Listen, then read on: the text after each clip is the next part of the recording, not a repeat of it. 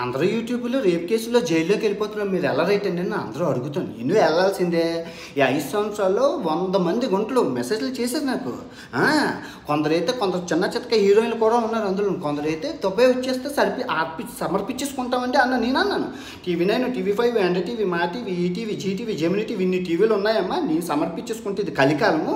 ముళ్ళు చాకు మీద పడినా, ఆకొచ్చి ముళ్ళు మీద పడినా ముళ్ళే ఇరిగిపోతుంది.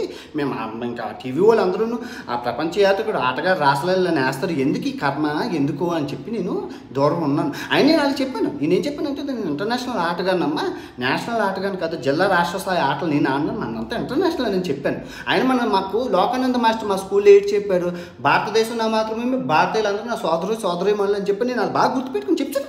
100 మందికి అక్క అని చెప్పాను, చెల్లి అని చెప్పాను. అక్క చెల్లి అనేసరికి వాళ్ళకి మనసు విరిగిపోయింది. అక్క చెల్లి అనేసి ఏ బాధ ఉండదు. ఇది సింపుల్ ట్రిక్.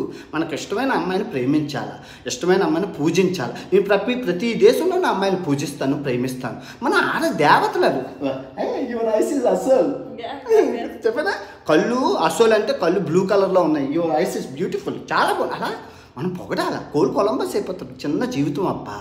అమ్మాయిని మనం పూజించాలా, ప్రేమించాలా, పొగడాల.